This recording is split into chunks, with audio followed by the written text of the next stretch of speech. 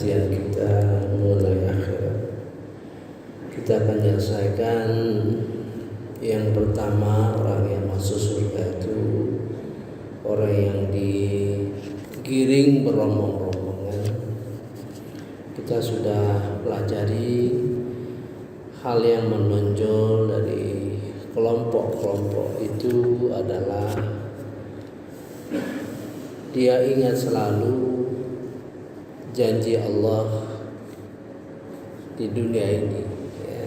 Jadi dia tahu persis seluruh janji-janji Allah kepada kita selama di dunia ini, ya. Banyak janji-janji Allah. Itulah yang menjadi kekuatan dari kelompok ini. Kita sudah 2 kali menjelaskan perjanjian itu, dan janji Allah kepada kita itu kalau kita ingat di dalam sholat, seperti kita menghadapi orang yang berjanji kepada kita.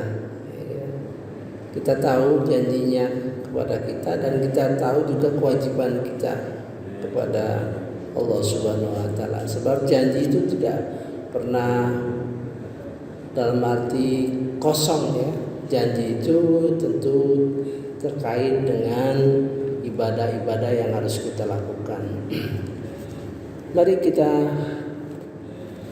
ulang kembali, karena saya merasa ini besar sekali pengaruhnya terhadap kehusukan sholat kita, ya. Kalau kita mengerti bahwa Allah itu janji kepada kita, ya, maka kita juga waktu membaca ihdinas shiratal mustaqim, ya, tunjukilah jalan yang lurus, terbayang janji Allah kepada kita, ya. Apa janji Allah kepada kita? Tidak kosong, ya. Yang paling besar harapan kita adalah janji Allah di dalam surah Al-Hajj, ya. Itu yang sangat kita harap sekali, gitu. Mudah-mudahan Allah menjanjikan itu kepada kita, ya, insyaallah. A'udzubillahi minasyaitonirrajim. Bismillahirrahmanirrahim. Dan orang-orang yang telah diberi ilmu meyakini bahwa Al-Quran itu benar dari Tuhanmu, lalu mereka beriman dan hati mereka tunduk kepadanya, dan sungguh Allah memberi petunjuk bagi orang yang beriman kepada jalan yang lurus. Allahumma ja'alni minhum, Allahumma ja'alna minhum. Janji yang luar biasa, ya. Walaupun janji ini melibatkan Rasulullah. Kalau saya sudah pernah jelaskan, kalau yang disebut ka anda Nabi Muhammad SAW, artinya janji itu berat, ya. Janji itu makan waktu, janji itu perlu kesungguhan kita, ya. A'udzubillahi minasyaitonirrajim. Bismillahirrahmanirrahim. Waliya'lamal ladzina utul ilma waliya'lamal ladzina utul ilma. Digambarkan ini telah, seolah-olah telah, bukan pakai fi'il mudhari'. Kalau pakai fi'il mudhari' itu akan datang. Kalau ini telah, suatu pernyataan, ya. Annaul haqqu mir rabbik, bahwasanya Al-Quran itu benar dari Tuhanmu. Fayu'minu bihi, lalu mereka beriman. Fatukhbita lahu qulubuhum, lalu tunduk khusyuk, lembut, ya, hati mereka. Wa innallaha lahadi, sesungguhnya Allah itu sungguh pemberi petunjuk. Alladzina amanu, bagi orang beriman, ke jalan ila siratim mustaqim. Jadi luar biasa ya. Kemudian terbentang di dalam surah Al-Anfal ya, untuk menyatakan bahwa innamal mu'minuna alladzina idza dzukirallah, sesungguhnya orang mukmin yang apabila disebut dzukirallah, disebut nama Allah ya, langsung kena dia, perasaannya kena gitu. Kalau disebut nama Allah tuh dzukirallah tuh, zikro itu artinya suatu keadaan di mana ayat-ayat Quran itu mengena diri kita, ya, mengena diri kita ya, terkena kita. Kadang kita bisa meresapi dengan hati, jadi kena perasaan kita gitulah ya. Wajilat qulubuhum, hatinya bergetar, mereka bergetar, hatinya bergetar. Dalam arti begini, ini terjemahan ya, terjemahan bisa saja bentuknya nangis kita, netes air mata sambil baca Quran, kadang-kadang terseduh-seduh ya. Pada saat itulah saat yang paling dekat sama Allah Subhanahu wa taala. Doalah, kesempatan untuk membanyakkan doa kepada Allah Subhanahu wa taala. Kita ingat semua, kita doakan ya. Wa idza wajilat qulubuhum wa idza tuliyat alaihim ayatuhu, dan apabila dibacakan kepada mereka ayat-ayatnya, zadathum imana, bertambah imannya kepada Allah ya. Imanan saya sudah sampaikan bahwa kalau ayat-ayat Quran itu bentuknya begitu, imanan ya. Un itu artinya iman yang sempurna ya. Jadi kalau kita baca Quran itu ya, di dalam surah Al-Baqarah ayat 121, membaca Al-Quran yatslunahu haqqa tilawati, baca Quran dengan sebenar-benar baca ya, akan menambah iman kita insyaallah ya. Dan penambahan iman kita itu telah menjanjikan, Allah telah berjanji dalam surah Yunus ayat 9, innal ladzina amanu wa 'amilus shalihat, sesungguhnya orang yang berilmu dan beramal saleh, yahdihim rabbuhum biimanihim, ditambah diberi petunjuk oleh Allah Subhanahu wa taala karena imannya. Ini ayat yang pertama, Allah janji memberi petunjuk ya, yang pertama kali, karena disebut kata imanan ya, disebut biimanihim karena imannya. Nanti setelah ketemu dengan janji-janji Allah yang lain, kata iman biimanihim itu enggak ada lagi, tapi di ingatan kita bahwa setiap pertambahan hidayah itu adalah karena iman gitu ya. Ini lebih jelas lagi, tuliyat alaihim ayatuhu zadat imanan wa ala rabbihim yatawakkalun, kepada Allah, kepada Tuhan mereka bertawakal.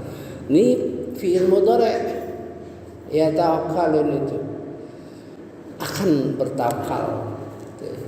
Baru muncul bibit-bibit ya tawakkalun itu bertawakal. Nanti di belakang nanti bukan dia tidak pakai fi'il mudhari lagi, ya bukan yang akan tapi telah, ya itu cara Quran itu berangsur-angsur ya.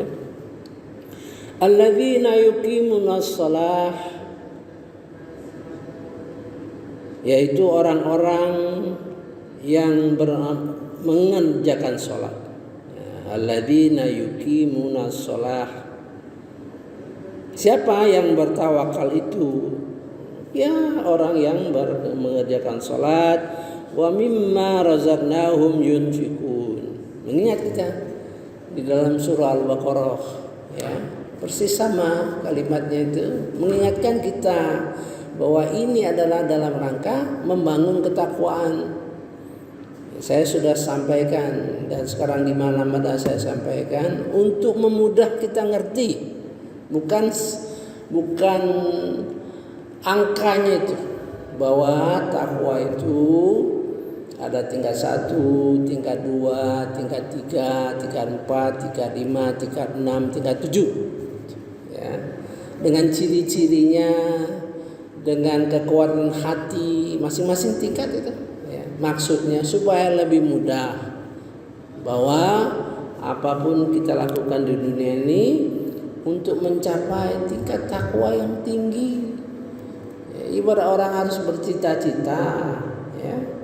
Ibarat kita sekolah, ya, nah masuk SMP, SMA, terus sepanjang kita bisa lakukan setinggi-tingginya. Ada yang sampai selesai S1 saja, ya, ada yang sampai SMA saja. Nggak soal, yang penting kita punya cita-cita, ya. Dan mereka itulah ulaika humul mu'minuna haqqan. Mereka itu orang yang beriman, sebenar-benar beriman. Lahum darajatun inda rabbihim wa maghfiratu wa rizqun karim. Bagi mereka itu pengampunan dan rezeki yang mulia di sisi Allah. Saya ingin memantapkan bahwa kita mengenang janji Allah kepada kita, memperkuat salat kita. Jadi Allahu Akbar, terus terbayang oleh kita janji-janji Allah kepada kita, terbayang oleh kita apa-apa yang kita harus lakukan terhadap Allah Subhanahu wa taala. Jadi pernyataan kita iyyaka na'budu wa iyyaka nasta'in itu berimplikasi pada waktu sholat dan waktu di luar sholat, ya. Menurut definisi saya, dari saya mempelajari Al-Quran, semua, ya ini prinsipnya, apabila disebut di dalam Al-Quran, ya, apabila disebut dalam Quran, maka pasti diselesaikan oleh Al-Quran, ya. Seperti sholat khusyuk. Sholat khusyuk ada di dalam Al-Quran, ada di dalam Al-Quran, dalam surah Al-Mu'minun, alladzina hum fi sholatihim khashi'un.